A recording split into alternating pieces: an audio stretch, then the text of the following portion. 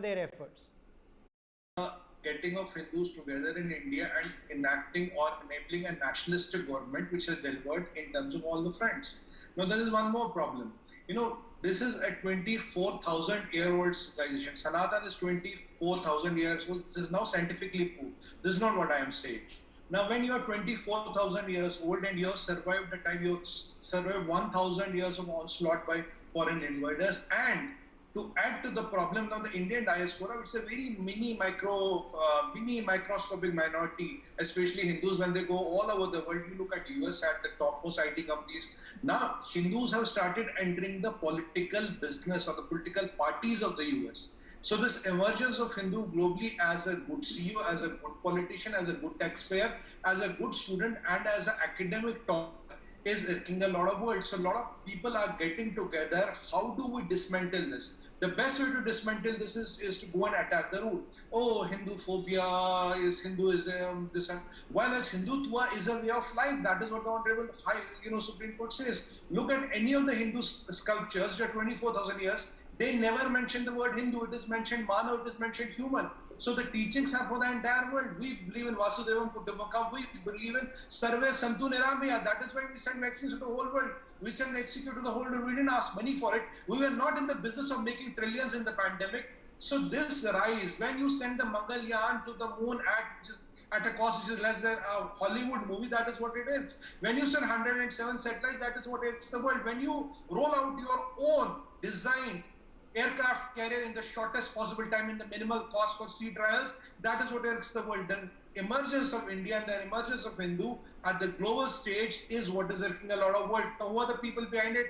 This is all being paid, sponsored and orchestrated by ISI and some people from the China who must have sponsored it jointly. Now, why were they trying to get in universities? Because the people whom the photos which you showed are nobody. Nobody trusts them, nobody believes them.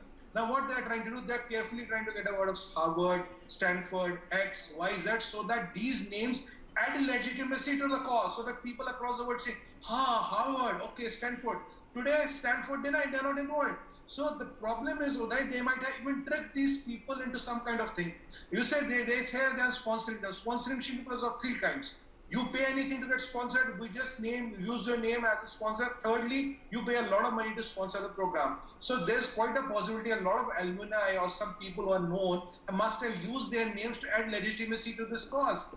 This is a blatant, direct and explicit propaganda against the emergence of India at a global stage. And tell me, if a civilization is 24,000 years, how many people have been conquered? How many people have been killed? How many genocides have Hindus done? None. Answer is no. So where on this earth will Hindutva become a problem when Hindutva is a way of life?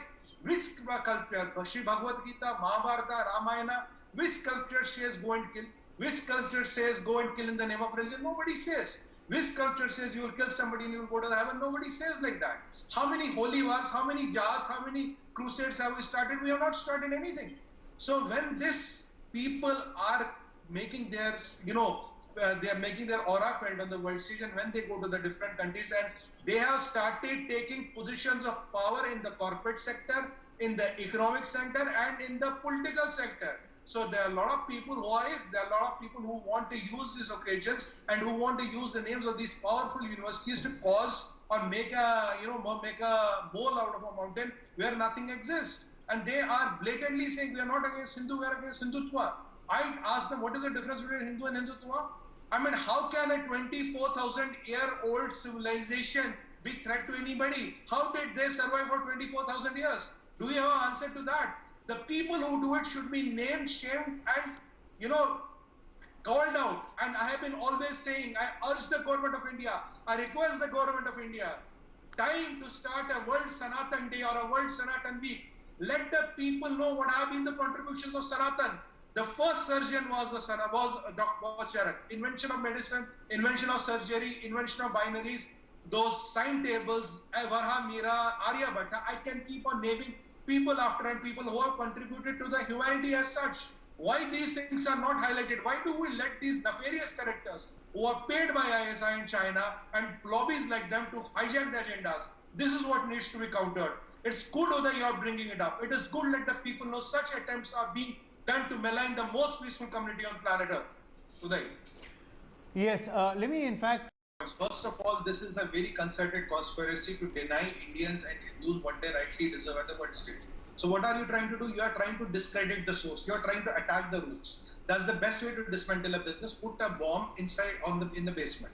That is exactly what is being done here. Point number two is look at the history of India.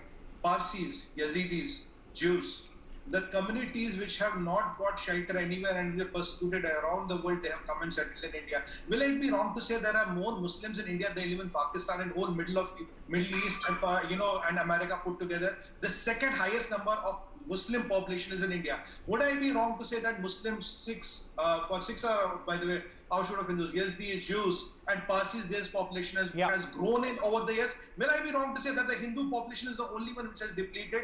If you have 200 million Muslims here, who on earth can say anybody is persecuted or differentiated here? Let me bring one last point, Uday.